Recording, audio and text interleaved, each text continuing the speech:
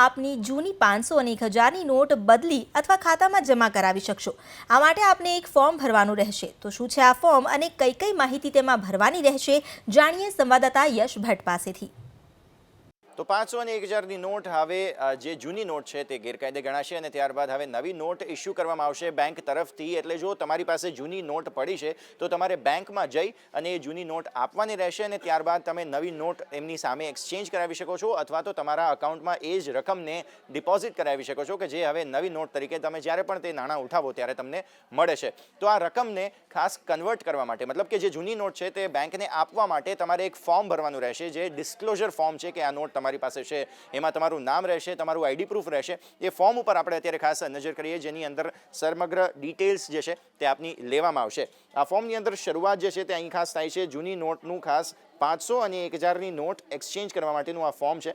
સૌથી પહેલાં બેંકનું નામ અને તેની બ્રાન્ચનું નામ અહીં ખાસ લખવાનું રહેશે। ત્યારબાદ જે ફર્સ્ટ બોક્સ છે તેની અંદર આપનું નામ રહેશે। એની નીચે જે લિસ્ટ ઓફ આપણું જે કંઈ પણ આઈડી પ્રૂફ છે તેના લિસ્ટ છે, કયા આઈડી પ્રૂફ ત્યાં ચાલી શકે, આધાર કાર્ડ, ડ્રાઇવિંગ લાઇસન્સ, જે ખાસ પાસપોર્ટ હોય, વેલિડ આઈડી કાર્ડ જે છે તે આપણું ખાસ ત્યાં રહેશે। મનરેગા કાર્ડ અથવા તો પેન કાર્ડ જો હોય તે પણ તમે ત્યાં ચલાવી શકો છો।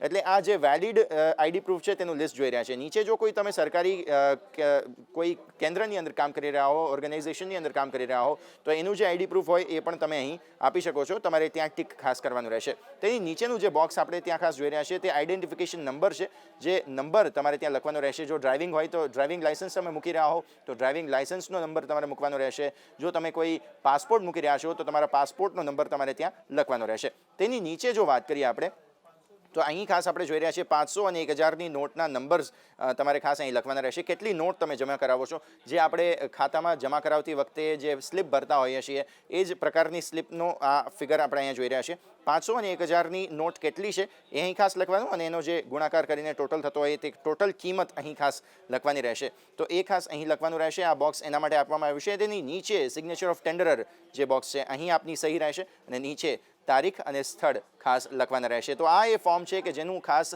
આ તમારે ભરવાનું રહેશે અને આ ફોર્મ ભર્યા બાદ જ તમને બેંક તમારી જૂની નોટ એક્સચેન્જ કરી આપશે અથવા તો એ નાણાંને તમારા ખાતાની અંદર જમા કરાવી આપશે। મતલબ કે આ નાણાં તમારી પાસે છે એ વાત સાબિત થશે અને ત્યાં તમારું આઈડેન્ટિટી પ્રૂફ પણ સરકાર અને બેંકની પાસે રહેવાનું છે। મતલબ કે જે કાળા નાણાંની સામેની લડાઈ છે તેની અંદર આ એક ફોર્મ મૂકવામાં આવ્યું છે અને આ ફોર્મ ભર્યા બાદ જ તમારી જૂની નોટને એક્સચેન્જ કરી શકાશે અથવા તો તમારા ખાતાની અંદર તમે જમા કરાવી શકશો।